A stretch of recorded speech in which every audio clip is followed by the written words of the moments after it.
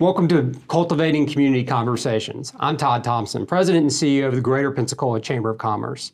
Cultivating Community Conversations is sponsored by Step One Automotive. And today we'll be having a conversation with Patrick Rooney. He is the Director of Entrepreneurial Development for the CoLab, which is where the Greater Pensacola Chamber of Commerce, where our office is located in the CoLab building here on Garden Street. So Patrick, welcome to Cultivating Community Conversations. Thank you, Todd, and thank you for the opportunity to talk today, to share some information about CoLab for the community. Absolutely. So first, tell us about CoLab. What do you offer here, and just kind of give us the whole overview. Sure. Little history.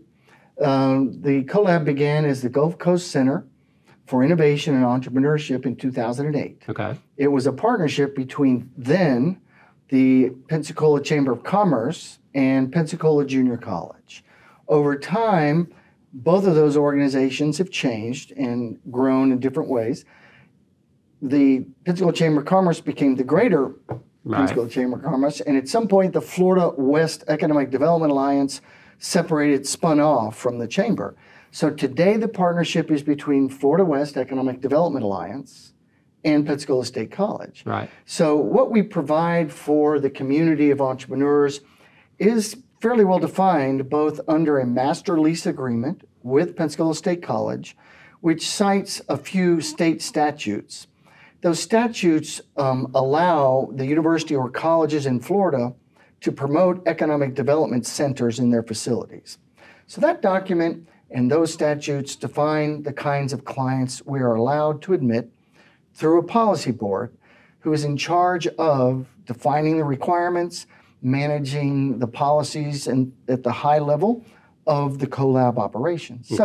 So we're looking for high growth, STEM, science, technology, engineering, or math-based kinds of firms. Right. I tell people, you don't have to be inventing the next Google or Facebook. Right. But if you are integrating innovative solutions using technologies to serve customers, then you should apply.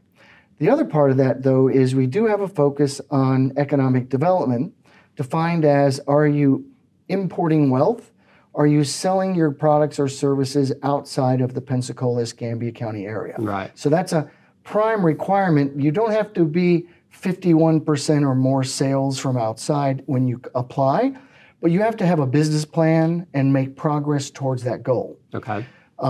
Most of our clients that we have in the building today are the vast majority of revenues are from outside of the area. Okay. So that's just a little bit about it. What do we provide them? Well, we have a physical facility. The facility includes access to the internet, all the utilities, coffee, water. We provide mentoring. And Taco Thursday. And Taco Thursday, that's right. It's a very special day once a month that we bring all the clients together to share updates on their businesses, to share wins, to share their needs, and then talk a little bit about our other monthly event that's generally known as 1 Million Cups, where we have coffee the first Wednesday of the month at 9. All right. So it's pretty all-inclusive. You get the space, the backup with utilities and those sorts of things. So you just need to be able to set up and get going. It's a turnkey. People bring their laptops and they have a desk and a chair from day one. And I mean, it's pretty easy to come into the building. Now we do obviously charge rent. Mm-hmm. We are limited to firms with less than 25 employees. Okay. They can only stay a maximum of 5 years. Okay. These are all under the lease agreement and the state statutes. Right. The other thing is that we have a graduated lease rate schedule per square foot. So that's set by our policy board. And the benefit there is that in the early year, it's a pretty nice discount from what a regular commercial lease price would be. Each year, it increases fairly dramatically as a percentage. And we estimate that year 3 approximately is current market pricing for comparable space. Years 4 and 5, I like to tell the clients, look, we're trying to get the baby birds out of the nest. So we want you to focus on developing your business plan and executing it with our help, with our coaching, and with the resources we can provide you. Right. because at years 4 and 5, it really gets expensive and is a motivator to let's grow up and grow out of the building and those needs. So that's a little bit, maybe it sounds a little harsh, but the funding largely for the organization comes through Florida West and through the generosity of the city and the county government, who sometime in the 90s, I've been told, they were interested in not just doing business recruiting from outside the area. They wanted to help grow entrepreneurs with high growth potential that could bring wealth here. Mm-hmm. And so I think that's an important objective that they've achieved. And I think when we show our financial metrics, they're pretty impressive. We follow best practices for the industry as published by the International Business Innovation Association. And they work with incubators like us and accelerator programs, and they develop a lot of resources that we also try to provide to our clients. Great, great.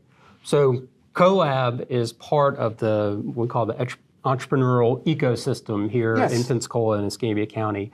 So that's really seemed to have developed over the last 10 years or so. Absolutely. So yeah, talk about that, some of the other organizations and resources that are in the area for startups. So just briefly, my first startup was in 1996. Okay. I left a defense company with 2 engineers. They were in Mary Esther, and we moved to Navarre. And it was because the engineers outvoted me and made me the president, and they said, you're the sales guy. Then I started to look around for resources and connections. And what I found in Pensacola was I'm trying to be unbiased, but it's just a much better environment, I think. There's more diversity in the economy, but there were just limited resources. The funding opportunities for a startup that needed to raise money was kind of limited. But the large CPA firms were very helpful and could help people, through finding angel investors. What's grown from that point in the late 90s today has been, in addition to CoLab in 2008, then we had the Center for Entrepreneurship opened at UWF, and at about that time or before, really, the Student Community Institute had come into a notion of the entrepreneurship ecosystem. Mm-hmm. They've added some really great resources too. The Student Community Institute began the Spring Entrepreneur Hub. Right. They also have their CEO roundtables and other training programs. And we encourage and promote all of that training to our clients at CoLab. Florida West CoLab are part of the co-organizers of the Spring Venture Mentor Service. And that is another benefit that we refer our clients to. We have mentors, they have mentors. And so we're always looking to expose startups and entrepreneurs to a diversity of learning experiences and skill sets. Right. So it's a big plus. The other thing, funding. Funding opportunities here, history besides just the people who knew one another and the kind of the CPA and wealth advisory firms. An angel fund was started here out of Alabama called the Alabama Investment Manager Group. AIM was their acronym. Gotcha. They had a chapter here. I'm not in touch with them currently. I'm not sure if they're active. Another angel fund began over in Panama City, Tech Farms Capital, led by Kelly Reeser, who was my former boss and the director at CoLab. Right. And so they're bringing funding opportunities. There's another gentleman, Mr. Patterson at the Jetty IoT. He has made angel investments. And there are a couple others that I'm not as familiar with that are in the area. Right. But we try to connect people to those. There are a wealth of opportunities in the ecosystem for training, for funding, for building connections and building skills, including Pensacola State College, our partner, who has really the first 4-year degree program majoring in entrepreneurship, which at one of our recent meeting updates, they told us that they had about 50 people in the 2-year program, of which we hope to convert several into their 4-year degree program. Right. They have another 50 in that 4-year degree program. Great. So that's a tremendous sign of the future here in the area. Right. So how can someone get involved, find out more about CoLab, and learn about the resources that y'all have? Well, when they're visiting the chamber for one of your wonderful events, they can always stop off on the first floor. By going to the website, though, they can reach us by email, by phone.